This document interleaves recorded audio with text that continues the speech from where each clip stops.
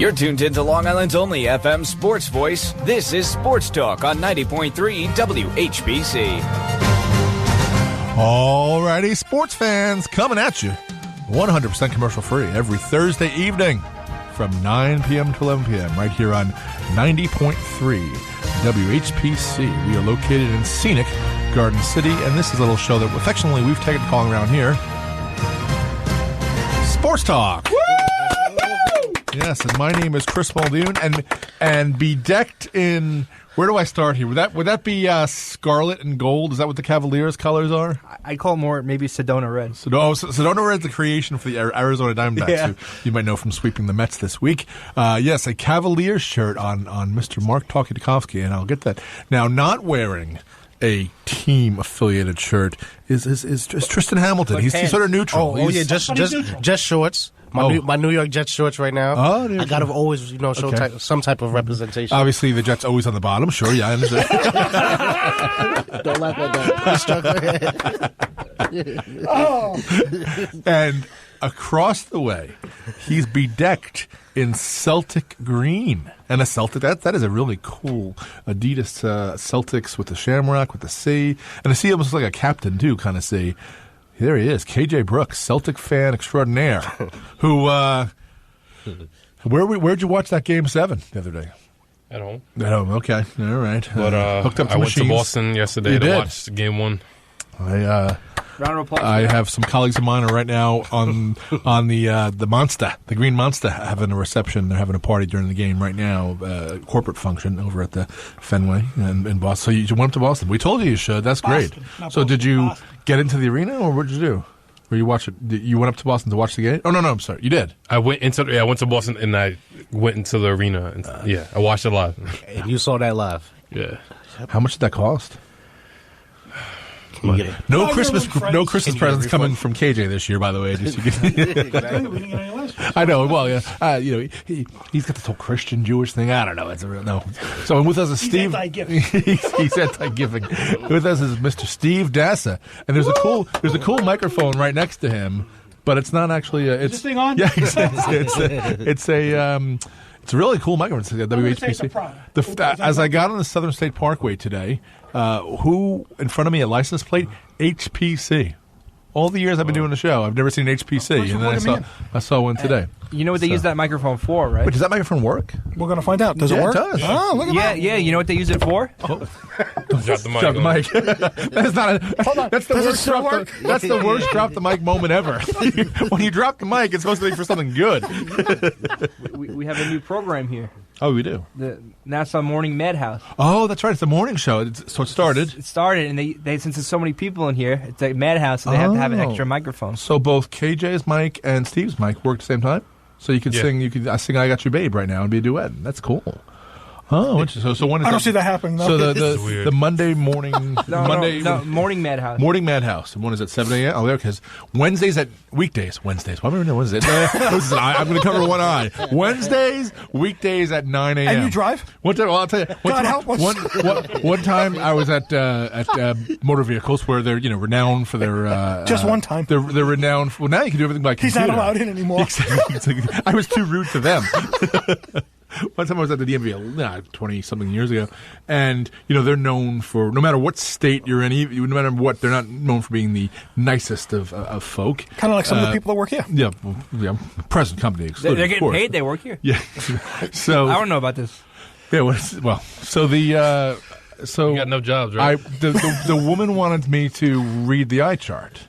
So I said, because... How many years have you been a kid, gone to the doctor, covered your eyes when you take an eye test, whatever?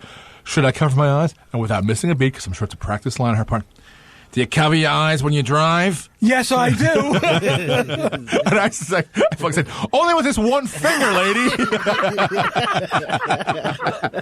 For the people who didn't know, he held up his pinky. Very dainty when I drink my tea.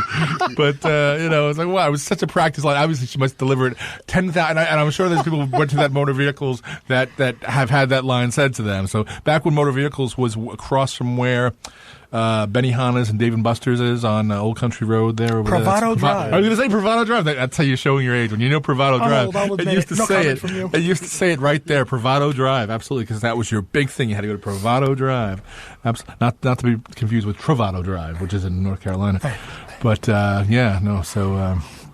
absolutely, motor vehicles. Which I love how we went from new microphones to, but I guess weekdays at 9, the Nassau Morning Madhouse. NMM on NCC on HPC. I guess. What? I don't know. I'm just trying to. Everything's abbreviations these days.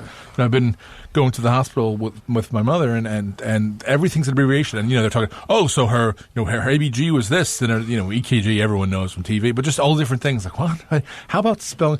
People think because Could you talk stupid language? Yeah, but that's the thing. It's like people think no matter what walk of life they're in, people like to give abbreviations, which might work with their colleagues, no matter what job you're in. But if someone's not in that line of business, it's like you gotta explain once. Just tell me once what it stands for, and then we're good. Then shame on me if I don't know after that what it was. But explain what something stands for. So like if you ever notice Steve Summers on the fan always used to say LV 101 for those keeping track at home.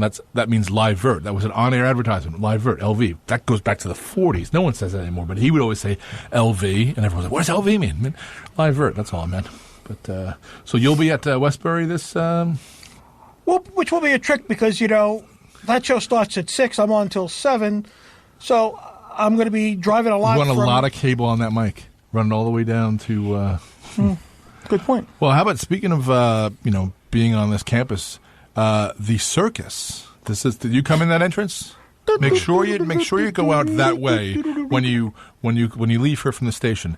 There are actually working railroad tracks that aren't used anymore by the Long Island Railroad, except for maybe once or twice a year for freight, and always when the circus is in town, whether it's at the Garden or the Coliseum. And they park the circus train where all the people sleep, and they have satellite dishes on. There's some cars there too.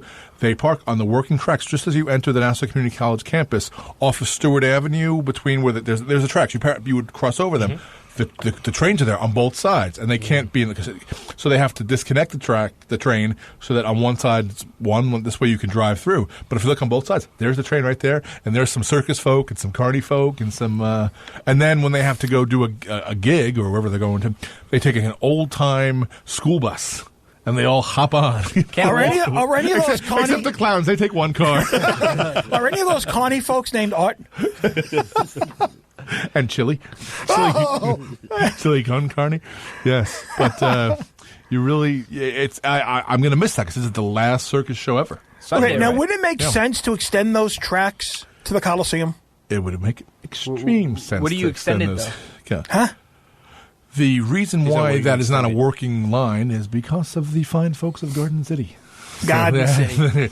So, who actually have 6 stations of their own, because New Hyde Park, Merlin Avenue are Garden City, Nassau Boulevard's Garden City, Garden City's itself, Country Life Press is itself. I mean, they have enough stations already. Stewart Manor is really good. Yeah, it's their own. So let's add one more. But they don't want to have. In fact, I know a guy who's, because the Garden City Fire Department, which is half paid, half not, a guy who's a paid fireman, he says because of the circus trains, when they bring them through, and they also are parked here for Madison Square Garden, they have to put a fire truck, on the other side of the tracks in case it's a fire call, because they could never cross over in that part of town if there was a train coming through with the whole circus train. So, that's the funny thing. Trains can easily go to Nassau Coliseum. I think that would make perfect sense. Trains can easily go to Sunrise Mall. Trains can easily go to Roosevelt Field.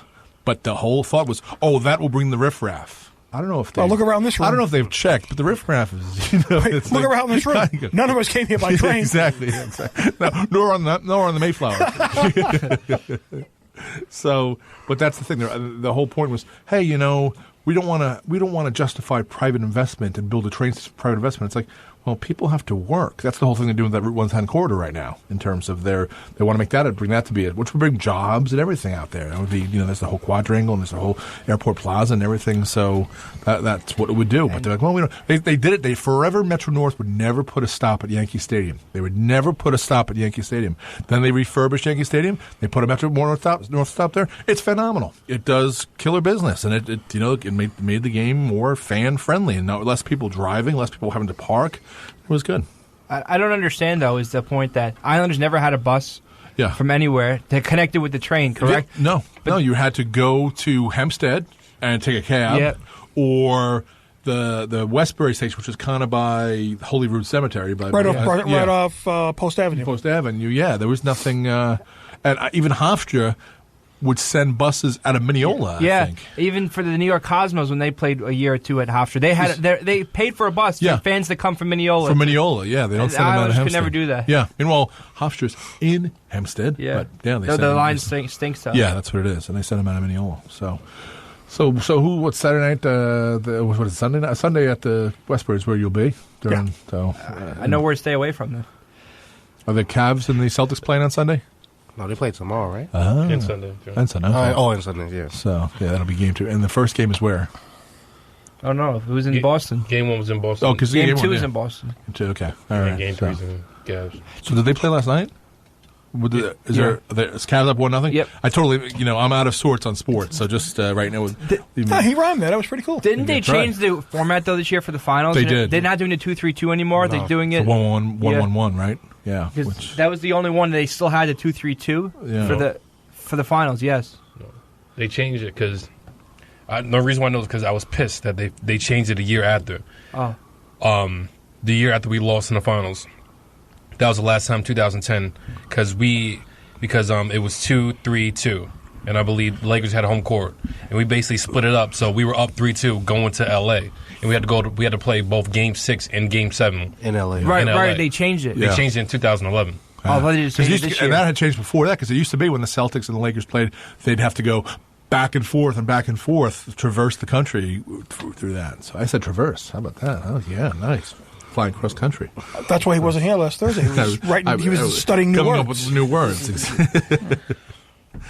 And just talking about the power of this radio show. Bowling. Sorry. Power of this radio show. You had mentioned about bringing the lights. The lights. Light bulbs. Light bulbs. And that we had talked about the new light bulbs here and how the generous donations from the listeners. That must be how we got this other microphone and cable. And it's very bright in here, so the lights are working well. And the next day, Steve comes to his paying job, and there are brand new light bulbs on the desk because the person that you work with listened and heard. Got me light bulbs. Got you light bulbs. Now, you did you wound up doing the Radiothon on the Sunday show, too, as well. Which night was more lucrative? To my surprise, Thursday. Thursday, okay. Interesting. I figured Sunday would have done better. Right. It's all timing. I mean, when I had the Piano Man Radiothon, it was the morning after a big shot gig at O'Kay's. So the call at 9 o'clock on a Saturday, callers who listened to the show were nursing, tiredness. We'll call it tiredness. Yeah, exactly. I think maybe I should have done my other Radiothon or Begathon during the summer. On a Sunday. I think that would have been. That's what I always say. Yeah, your show on a summer, the Sunday show on a summer. Absolutely, that's a summer kind of love, a Sunday kind of love. Well, live and learn. We'll think about it next year if I'm still here. Right. You'll be here, Grandpa. You'll be here. I'll be alive. I just don't know if I'll still do the show. You never know. Mm-hmm. I think you're talking about above. Oh, trust me, I'm not going above. All my friends are down below. That's where I'm going. And plus, I'm driving the bus. You're scheduled for one of my pickups, by the way. You too can find a friend. Just to let you know. That is one of the strange things about that one commercial where they have the Grim Reaper. And he touches the guy. That's not nice. Yeah. Would you rather him touch him while he's awake? Right, exactly. A little freaky. But he does it because he's not waking up. It's like, that's the same thing. There's a few commercials that have come out. There's also the one with the where they're the car. It's they have to get a bigger car a lot. They're in the woods, and the car. The couple. The couple, yeah. The family keeps getting bigger. Right. What's the song? The Birds and the Bees. The song. Yeah, exactly. Yeah. It's like, wow, okay. Is that the way it's going to be? Like the most interesting man in the world, like how he cheated death or something like that. Well, there's a new most interesting man in the world. It's a different actor now, which is kind of odd because how can you have a second most interesting man in the world if he's supposed to be the most interesting man? But I don't know. But Steve Dass is almost as interesting, man. Steve Dass is almost as interesting. Yeah, that's like having when they made a sequel to The Never-Ending Story. There's a movie called The Never-Ending Story 2. That can't happen. You can't have a Never-Ending Story 2. You just can't. If it's a never-ending story, it can't end. It's like infinity plus one. I don't know. What else, Steve Dass, to report before we let you go? So you'll be back Sunday from 5 to 7? 5 to 7. 5 to 7, right? But I won't be here live. On 90.3? I'll be on tape, even though we're not supposed to say that. On what station? 90.3 FM, WHPC, where we are the radio.